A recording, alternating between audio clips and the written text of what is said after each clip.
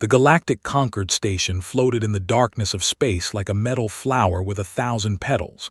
Ships from 200 different species came and went through its docking bays. Strange creatures walked its corridors. Some had scales. Some had fur.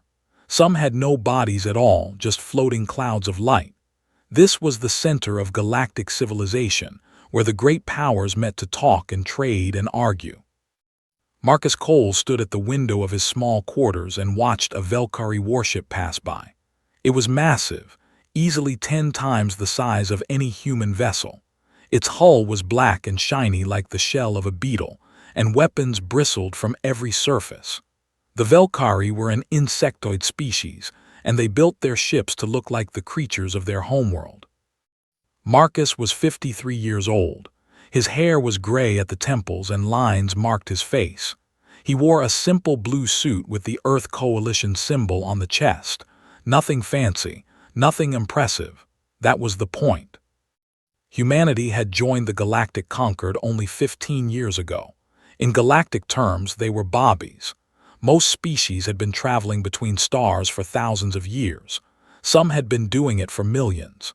Humans had only figured out faster-than-light travel 80 years back. To the ancient civilizations of the Concord, humans were newcomers, primitives, barely worth noticing. Marcus preferred it that way. A chime sounded at his door. His assistant, Lieutenant Sarah Chen, entered with a tablet in her hands. She was young, smart, and very good at hiding her feelings. That was important in this place. "The welcome reception starts in 1 hour, Ambassador," she said. "The Velkari Queen will be there." Marcus nodded slowly. "Queen Sithara, I've read the files, 12,000 years old, ruled her empire for the last 3,000, conquered 47 species, doesn't think much of anyone who isn't Velkari." "That's putting it mildly, sir. The Velkari consider all other species to be lesser creatures. They only joined the Conquered because it was more useful than fighting everyone at once." "And what do they think of humans?" Sarah's face tightened. "They think we're insects, sir, which is funny considering what they look like." Marcus allowed himself a small smile. "Well, let's go meet the Queen." The reception hall was enormous. Crystal chandeliers hung from a ceiling so high it disappeared into shadow. Hundreds of aliens mingled and talked, their translators turning their words into the common galactic language. Servants moved through the crowd carrying trays of food and drink, suited to a dozen different biologies. Marcus entered quietly and stayed near the edges of the room. He watched, he listened, he learned. The Velkari delegation stood near the center of the hall. They were tall, nearly 7 feet, with hard exoskeletons that gleamed purple and black. Their faces had large compound eyes and mandibles that clicked when they spoke. They moved with the confidence of apex predators, and other species gave them space. Queen Sithara sat on a raised platform, a portable throne that her servants had brought from her ship. She was larger than the others, her carapace decorated with gold and precious gems. Her eyes swept across the room, missing nothing. When her gaze passed over Marcus, it lingered for just a moment before moving on. He saw no interest there, no curiosity, just the way someone might look at a piece of furniture.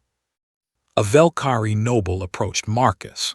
He was young for his kind, maybe only a few hundred years old, and he carried himself with the arrogance of someone who had never been told no. "You are the human ambassador," the noble said. It was not a question. "I am Marcus Cole. It's a pleasure to meet you." The noble made a sound that the translator rendered as laughter. "Pleasure. Yes, I am Lord Krethvar. I have been curious about your species. We have heard strange things." "What kinds of things?" "That you are weak, that you have soft bodies that break easily, that you live only a handful of years before dying." Krethvar leaned closer, his mandibles clicking. "That you kill each other in great numbers for reasons no one understands." Marcus kept his face calm. "We have had our conflicts." "Conflicts?" Another clicking laugh. You have been traveling between stars for less than a century, and already you have almost destroyed yourselves twice. Your species is barely controlled chaos. How you have survived this long is a mystery. Other aliens had gathered to watch. Marcus could feel their eyes on him. Some looked amused, some looked curious. A few looked sympathetic. None of them spoke up. "We are still learning," Marcus said quietly. "That is why we came to the Conquered, to learn from species wiser than ourselves." Krethvar reached out and knocked the tablet from Marcus's hands. It clattered on the floor and the sound seemed very loud in the sudden silence. "You should learn your place, human. You are guests here, tolerated, nothing more. Remember that." Marcus bent down and picked up the tablet. He checked it for damage, found none, and straightened up. "Thank you for the advice, Lord Krethvar. I will remember it." The noble stared at him, clearly expecting something more. A fight, perhaps, an angry response, something to justify further humiliation. But Marcus simply stood there, calm and quiet, waiting. Finally, Krethvar made a disgusted sound and walked away. The watching aliens began to talk among themselves. Some laughed. Marcus heard the word weak in several different languages. He looked toward the throne and saw Queen Sithara watching him. Her expression was unreadable, but something in her posture suggested amusement. She had seen everything. She had done nothing. Marcus met her eyes for just a moment, then looked away and moved toward the edge of the room. Sarah was waiting for him there, her hands clenched into fists at her sides. "That was painful to watch," she whispered. "It was supposed to be." "Sorry." Marcus took a glass of water from a passing tray. "The Velkari wanted to see how we would react to provocation. Now they know. We are quiet. We are polite. We do not fight back." He took a sip. "Let them believe that." Before Sarah could respond, alarms began to sound. Red lights flashed across the ceiling. The music stopped, and the conversations died. A voice came over the station's speakers, speaking in the calm tone of someone delivering terrible news. "Attention all delegations. We have received an emergency transmission from the Velkari colony world of Kreth 7. The colony is under attack. The attackers have been identified." A pause. When the voice spoke again, it was shaking. "It is the Hollow. The Hollow have returned." The room erupted into chaos. Aliens shouted and ran. Some simply stood frozen, their faces showing pure terror. Marcus watched Queen Sithara rise from her throne, her compound eyes wide with something he had never expected to see in a Velkari. "Fear." He turned to Sarah. "Get me everything we have on the Hollow, everything." "Sir, the Hollow haven't been seen in 10,000 years. They're supposed to be a myth." "They're not a myth anymore." Marcus looked back at the chaos in the reception hall. "And I have a feeling things are about to get very interesting." The Grand Assembly Chamber was the largest room on Concord Station. It was built like an amphitheater, with seats rising in circles around a central platform. 200 species had seats here, and today every single one was filled. The air was thick with fear. Marcus sat in the human section, a small area near the back. Earth's delegation had only 5 seats. The Velkari had 200. That told you everything about how the galaxy saw humanity. On the central platform, holographic images floated in the air. They showed Kreth 7, a green and blue world that was home to 20 million Velkari colonists. They also showed the Hollow. Marcus studied the images carefully. The Hollow ships looked wrong. They were not built like normal vessels. They seemed to be grown, not constructed, with surfaces that shifted and changed even as he watched. Some were small, the size of fighters. Some were enormous, bigger than moons. All of them radiated a sense of wrongness that made his skin crawl. "The Hollow were last seen 10,300 years ago," the conquered speaker was saying. She was a Myrlian, a species that looked like tall, thin birds with silver feathers. Her voice was steady, but Marcus could see her hands trembling.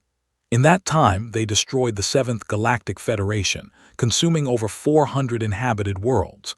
17 spacefaring species were completely exterminated. The Hollow then disappeared into deep space.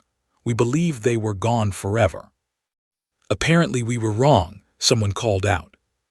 The speaker nodded. We have sent 3 fleets to slow their advance. All 3 have been destroyed. The Hollow do not negotiate. They do not take prisoners. They consume everything in their path, breaking it down into raw material for more ships, more soldiers. She paused. Kreth 7 will fall within days. We need to discuss our response. Queen Sithara rose from her throne. Even here, even now, she brought her throne. But Marcus noticed something different about her today. Her movements were stiff. Her voice, when she spoke, was controlled in a way that suggested great effort. The Velkari Dominion requests aid from the conquered, she said. We cannot face the Hollow alone. No single species can. We must combine our forces. Silence followed her words. Then slowly, the other delegations began to speak. The Lorathi Collective regrets that our fleets are needed to defend our own borders. The Kryn Empire cannot spare any ships at this time. The mindfulness of Zell offers prayers for the victims, but we are a peaceful species and do not engage in warfare. One by one, they made their excuses. Fear had a sound, Marcus realized. It sounded like diplomats finding reasons to do nothing. Sithara's mandibles clicked together sharply. You would abandon us, after 1,000 years of alliance. The Hollow cannot be stopped, the Lorathi ambassador said bluntly. He was a heavy, 4-armed creature with gray skin. Every record shows the same thing. They come, they consume, they leave nothing. The only survival strategy is to be somewhere else when they arrive. 20 million of my people live on Kreth 7. They cannot be somewhere else. Then 20 million of your people will die, and if we send our fleets to help them, our people will die too. The Lorathi spread all 4 hands. It is simple mathematics. Marcus watched Queen Sithara's composure crack just a little. For the first time, he saw the person behind the crown. She was ancient, powerful, and proud. But right now, she was also desperate. Her people were dying and no one would help. He stood up. The motion caught attention because it was so unexpected. The human ambassador, speaking. Several aliens actually laughed, but Marcus walked down to the central platform anyway, his footsteps echoing in the sudden quiet. Earth's 3rd fleet is currently stationed in the Outer Rim, he said. His voice was calm. 12 ships, 3,000 combat personnel. We can reach Kreth 7 in 14 hours. The laughter started again, louder this time. 12 ships, Krethvar, the noble who had humiliated Marcus at the reception, stood up in the Velkari section. Against the Hollow Armada, human, there are thousands of Hollow vessels at Kreth 7. Your 12 ships would be nothing but a minor inconvenience. Then you have nothing to lose by letting us try. We have nothing to gain either. Marcus turned to look at Queen Sithara directly. Your Majesty, my government has authorized me to offer Earth's assistance. We ask nothing in return. No payment, no treaties, no political advantage. We simply wish to help. Sithara stared at him with those large compound eyes. Why? Your species owes us nothing. We have not been kind to you. No, you haven't. Marcus allowed himself a small smile. But we don't help people because they've been kind to us. We help because they need it. Another delegate stood up, a tall, elegant creature with blue skin and too many joints. This is foolish. Ambassador Cole, you are sending your people to die. The Hollow will destroy them in minutes. Maybe, but maybe not. Marcus looked around the chamber, meeting as many eyes as he could. Every species here has decided that the Hollow cannot be beaten, that running is the only option, that there is no point in fighting. He paused. Humans have never been very good at accepting things like that. Because you are young and stupid, Krethvar said. Because we are young and stubborn, Marcus corrected. There is a difference. Queen Sithara rose from her throne and descended the steps toward the central platform. This caused a stir. Velkari monarchs did not leave their thrones.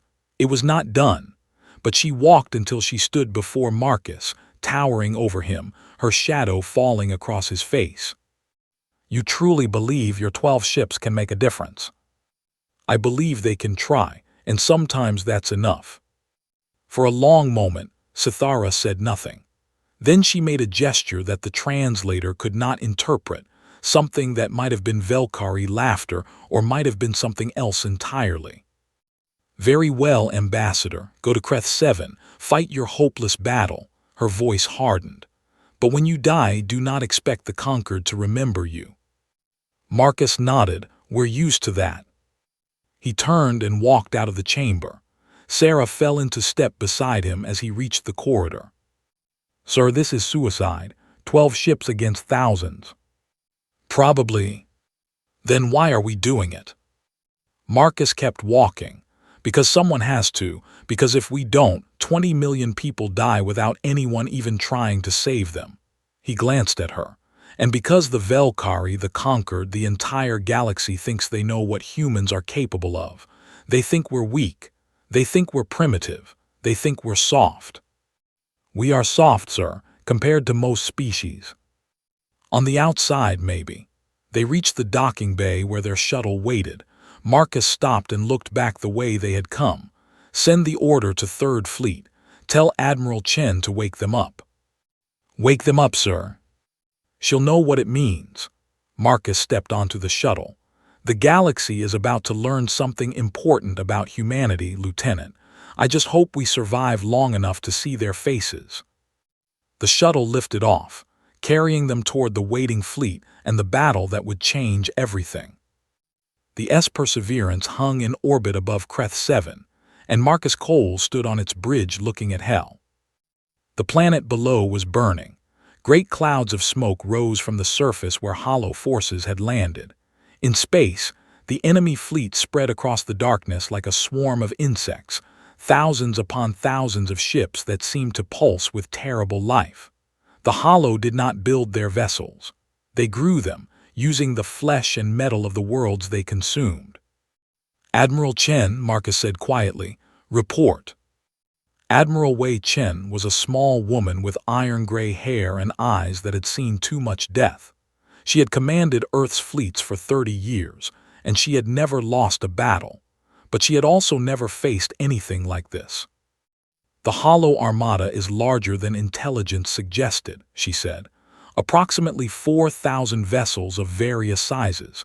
They have established air superiority over the main continent. Ground forces are advancing on the primary city. She paused.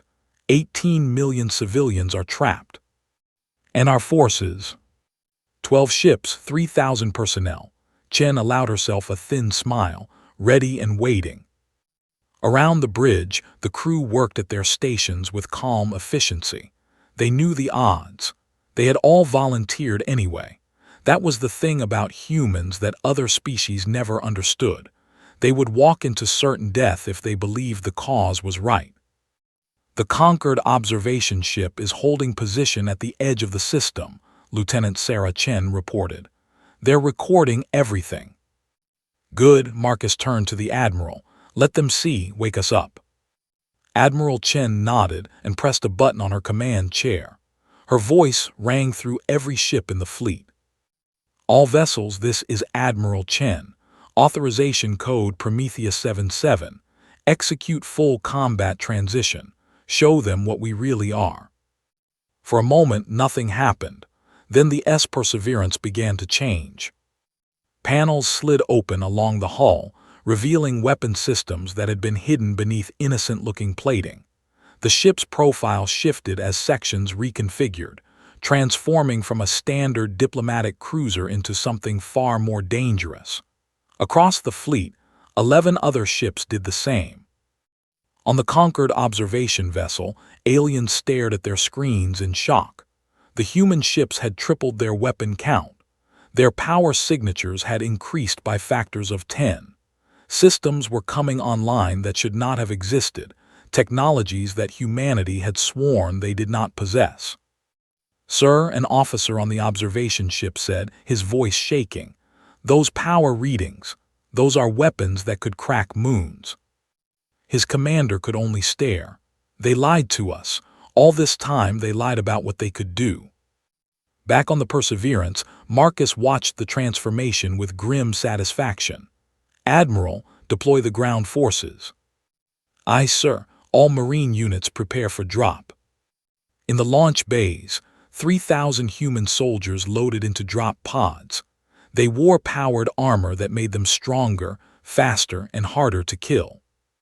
They carried weapons that could cut through any material known to galactic science, and in their eyes burned something that the Hollow had never encountered before. Rage. Controlled, focused, weaponized rage. The fury of a species that had spent its entire existence fighting for survival. Humans had been killing each other since before they had language. War was not something they did. It was something they were. The drop pods launched, streaking toward the planet like falling stars. Marcus was in the first wave. He had insisted on it despite Admiral Chen's protests. An ambassador had no business in combat, but Marcus was not just an ambassador. He had served 30 years in Earth's military before entering diplomacy. He had fought in 3 interplanetary conflicts. He knew how to kill. The pod screamed through the atmosphere and slammed into the ground near the city's defensive perimeter. Marcus kicked open the hatch and stepped out into chaos. Hollow drones swarmed everywhere. They were nightmarish things, combinations of flesh and metal that moved with terrible speed. They had 6 legs, multiple claws, and heads that were nothing but rows of teeth designed for tearing. Behind them came larger forms, constructs the size of buildings that breathed fire and acid. The Velkari defenders were dying. Their weapons barely scratched the Hollow. Their formations were breaking. Marcus saw soldiers running, screaming, being dragged down and consumed. Then the humans arrived. A Marine squad landed beside Marcus and immediately opened fire. Their weapons did not shoot bullets or energy beams. They fired something far worse, projectiles that disrupted matter at the molecular level. Hollow drones simply came apart, their bodies dissolving into dust. "Form up on me," Marcus shouted. "Push toward the civilian shelters." They advanced through the streets, a spearhead of destruction. Hollow forces turned to meet them and died by the hundreds. Human soldiers moved with inhuman coordination, each one knowing exactly where the others were, what they needed, how to support them. This was not the clumsy fighting of primitives. This was the perfected art of violence developed over 200,000 years. A Velkari officer stumbled toward Marcus, her carapace cracked and leaking fluid. What are you?" "Humans," Marcus said, firing over her shoulder and dropping 3 drones. "Get your people to the shelters. We'll cover you." You are not what we thought." "No," Marcus smiled, and it was not a kind expression. "We're not." Above them, the space battle had begun. 12 human ships against 4,000 Hollow vessels. It should have been over in seconds. Instead, it became something that the watching, conquered observers would remember for the rest of their lives. The human ships did not fly like normal vessels. They moved in ways that should have been impossible, executing turns and maneuvers that would have killed any crew not protected by technologies the conquered had never seen. They fired weapons that left trails of light across the darkness, each shot precisely calculated to cause maximum damage. And they did not die when they should have. A hollow swarm concentrated fire on the S Valor, overwhelming its shields and tearing through its hull. The ship went dark, drifting dead in space. The Hollow moved on to other targets. 30 seconds later, the Valor came back to life. Its hull sealed itself. Its weapons came back online, and it resumed firing with the same deadly accuracy as before. On the observation ship, the commander finally found his voice.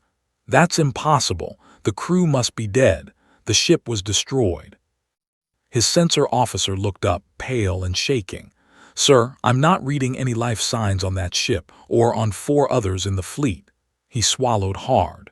They're being run by machines, combat AI.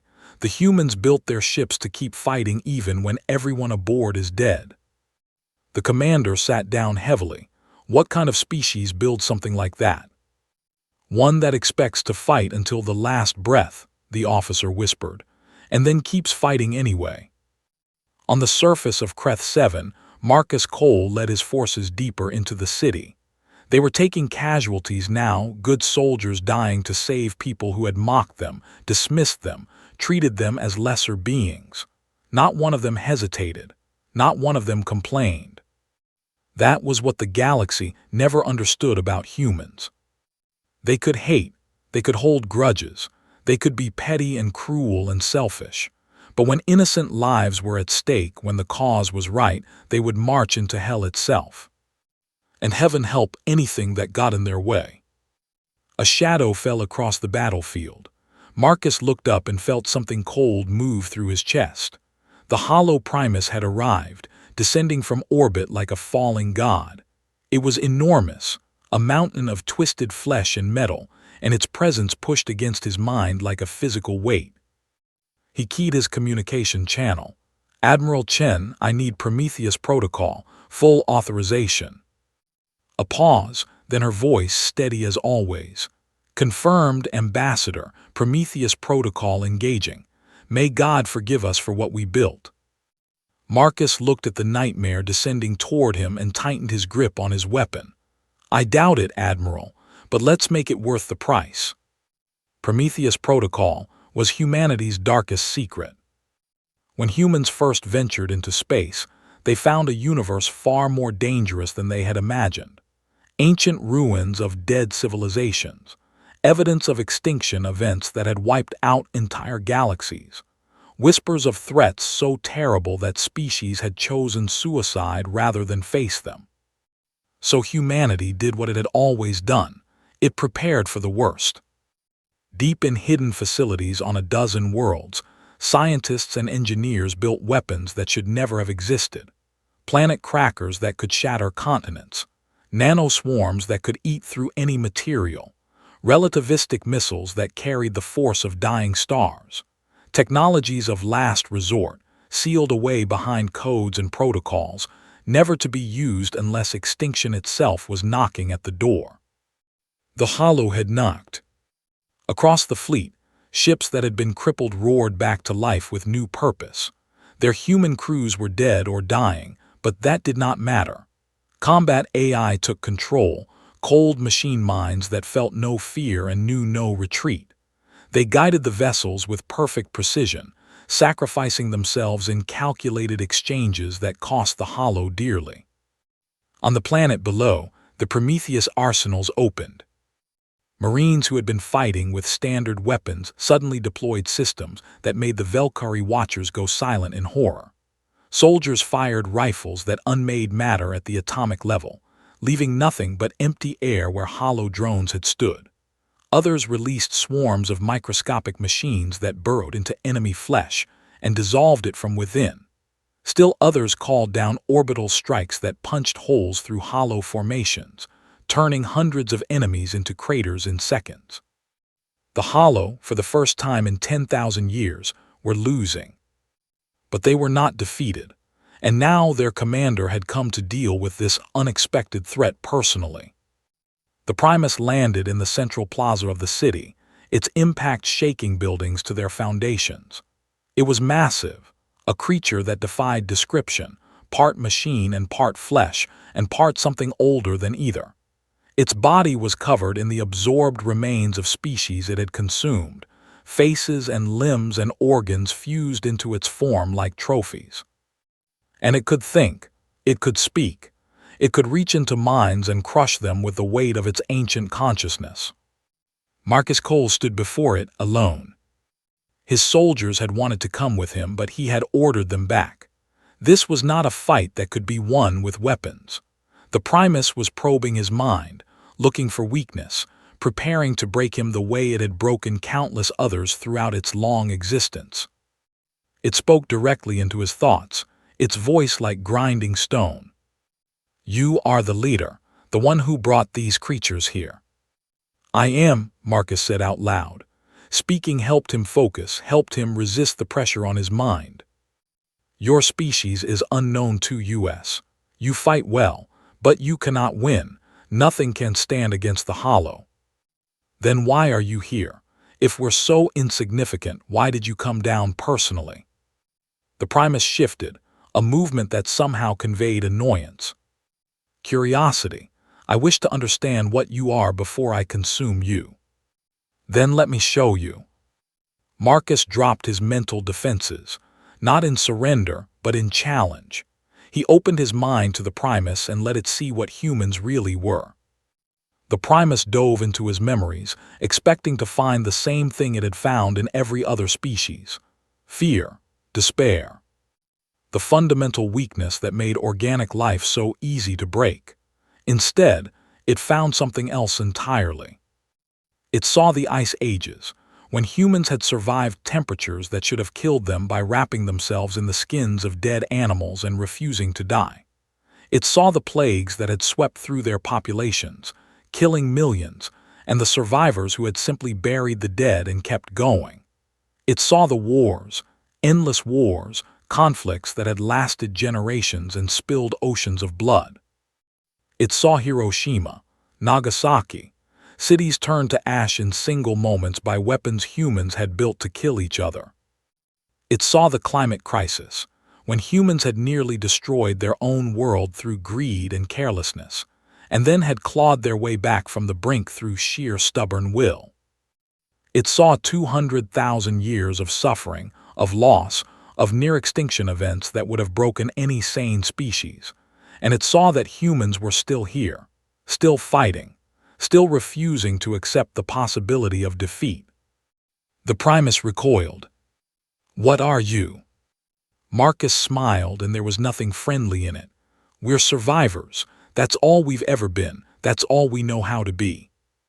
He pushed back against the Primus's mental presence, not trying to force it out, but forcing it to keep watching, to see more.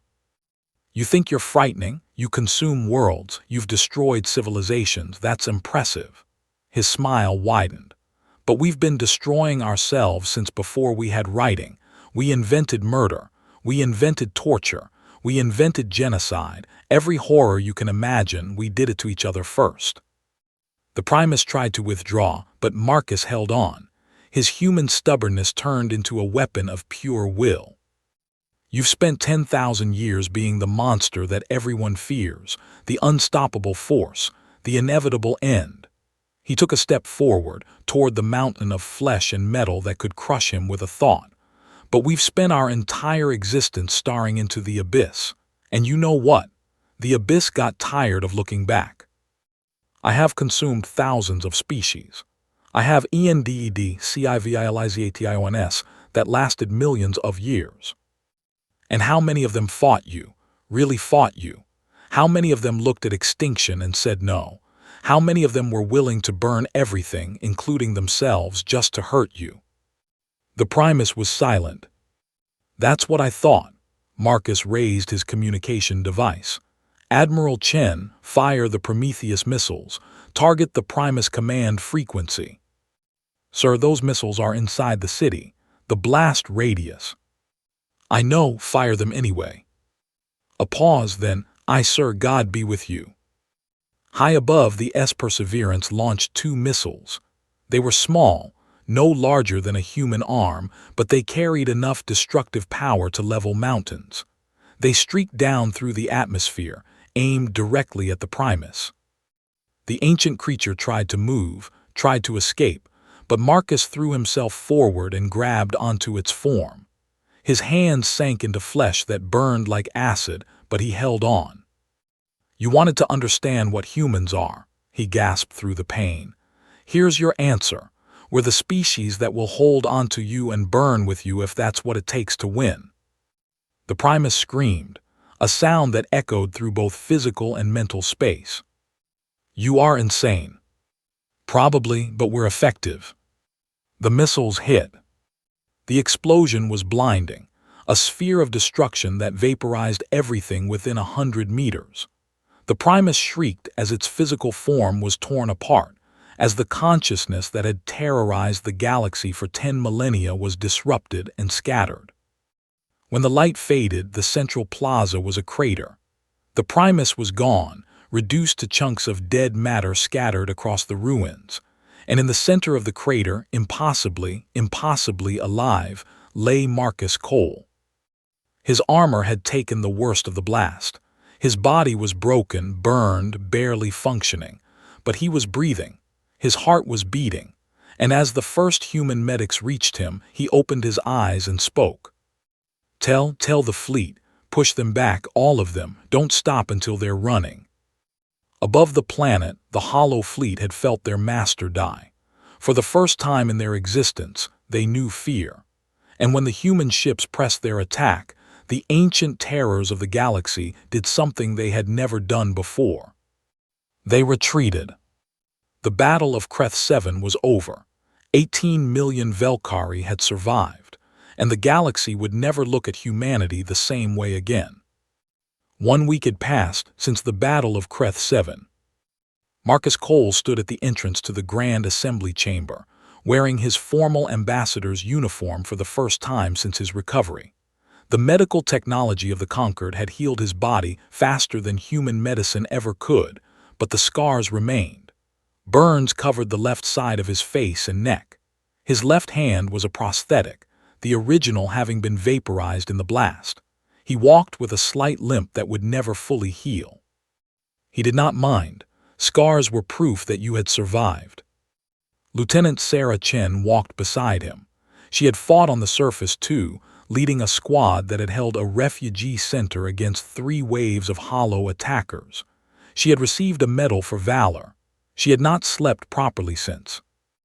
"The entire Conquered is in there," she said quietly. "Every delegation, they've been waiting for 3 hours. Let them wait a little longer, it's good for them." "Sir, with respect, you scared them, all of them.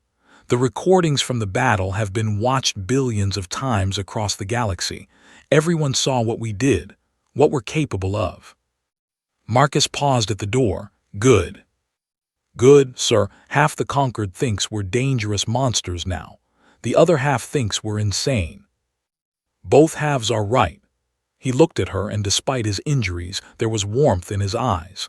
"But monsters and madmen saved 18 million lives last week. That has to count for something." He pushed open the doors and entered the chamber. The silence was absolute. 200 species, thousands of delegates, and not one of them made a sound as Marcus Cole walked down the central aisle toward the platform. He moved slowly, partly because of his injuries, and partly because he wanted them to see him, to see what a human looked like after walking through fire. Earth's delegation had been given new seats, he noticed. They were no longer in the back corner. They were in the front row in a section that had previously been empty. It was a significant change. In the Conquered, seating indicated status. Someone had decided that humanity had earned a better place. Marcus did not sit down. Instead, he walked to the central platform and turned to face the assembly. "I know why you're all here," he said. His voice was rough from the healing burns on his throat, but it carried clearly through the chamber. "You want to know what happened at Kreth 7. You want to know what those weapons were. You want to know why we hid our capabilities from you." He paused, letting the silence stretch. "The answer is simple. We didn't trust you. And after the way you treated us, after the mockery and the dismissal and the contempt, can you honestly say we were wrong?" No one spoke. No one could argue. Humanity has learned hard lessons throughout our history. We've learned that showing strength invites attack, that revealing your weapons makes you a target, that the universe is not kind to those who cannot defend themselves. He spread his hands, one flesh and one metal. "So we hid. We played weak. We waited to see what kind of neighbors we had." "And what did you learn?" The voice came from the Velkari section. Queen Sithara rose from her throne, and unlike before, she did not speak with contempt. She spoke with something that might have been respect. "We learned that you are afraid," Marcus said simply. "All of you. You've built this Conquered on the idea that there are some threats too big to fight, That sometimes the only option is to run. That survival means knowing when to give up. He shook his head slowly. Humans don't think that way. We can't. Our entire existence has been a fight against impossible odds, ice ages that should have frozen us, diseases that should have killed us, wars that should have destroyed us, and yes, threats from beyond the stars that most species would consider unstoppable. He looked at Sithara directly. You asked us why we helped, why we threw ourselves into a battle we couldn't win for people who had never shown us anything but scorn. The answer is that we don't choose who to save based on whether they deserve it. We save people because they need saving. That's all. That's enough. Sithara was quiet for a long moment. Then she did something that sent a murmur through the entire chamber. She stepped down from her throne and descended to the chamber floor. It was the second time she had done this, and watching her move, Marcus understood what it cost her. Velkari monarchs did not descend. They did not lower themselves. It went against everything her culture believed. She was doing it anyway. She walked until she stood before Marcus, towering over him as she had in their first meeting. But this time, there was no contempt in her bearing, no amusement, only a deep and solemn recognition. Ambassador Cole, she said formally, Marcus of Earth, 1 week ago you and your people came to Creth 7. You came knowing you would probably die. You came for people who had treated you as lesser beings. You came because it was right. She took a breath. 4,000 humans fought in that battle. 600 returned. The rest died defending a world that was not theirs, protecting people who had done nothing to earn their sacrifice. Her voice grew thick. I have ruled the Velkari Dominion for 3,000 years. I have seen empires rise and fall. I have witnessed courage and cowardice in equal measure, but I have never seen anything like what your species did for mine. She lowered her head. And then she bowed. The chamber erupted. Aliens shouted in shock, in disbelief, in confusion. Velkari nobles rose from their seats, their mandibles clicking in agitation. A Velkari monarch bowing to anyone, let alone a human, was unthinkable. It violated every tradition, every custom, every rule their society held sacred. Sithara held the bow, ignoring the chaos around her. We called you primitive, she said, her voice cutting through the noise. We called you weak. We mocked your short lives and soft bodies. We thought we understood what you were. She straightened and met Marcus's eyes. We were fools. Your people taught us what strength truly means. It is not cruelty. It is not conquest. It is not dominance. She placed one clawed hand over her chest. It is the willingness to sacrifice, to stand when all others flee, to burn for strangers, to die for people you have never met. Marcus stood very still, feeling the weight of the moment settle around him. This was what they had fought for. Not power, not respect, not revenge for every insult and humiliation they had endured. Just this, the chance to show the galaxy what humanity could be. He extended his hand, the human gesture of equality and peace. We don't want your submission, your majesty. We never did. His voice was gentle now, the roughness softened by emotion. We just want to stand beside you, all of you, as partners, as allies, as friends. Sithara looked at his hand for a long moment. Then she reached out with her own clawed hand and took it. Then that is what we shall be. Across the chamber, delegates began to rise.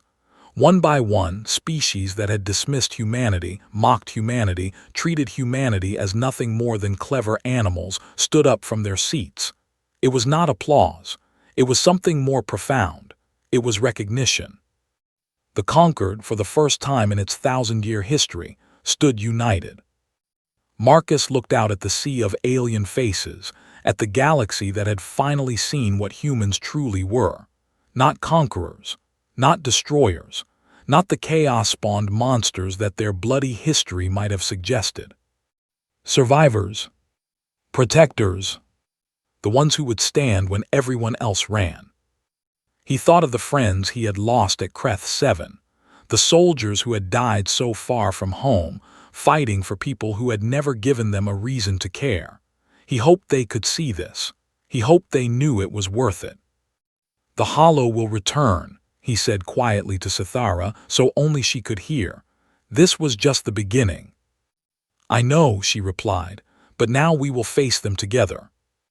Marcus nodded. Together. Outside the station, the stars burned cold and bright, filled with wonders and horrors that the galaxy had yet to discover. The Hollow were still out there, gathering strength, preparing for the war to come. And other threats lurked in the darkness, ancient evils that had slept for millennia. But humanity would be ready. They always were. And God help anything that threatened the people under their protection. Because the galaxy had finally learned what humans were capable of, what they would sacrifice, what they would endure. And even the ancient queen of an empire that spanned 1,000 worlds could only stand in silence before the terrible, beautiful truth of what it meant to be human.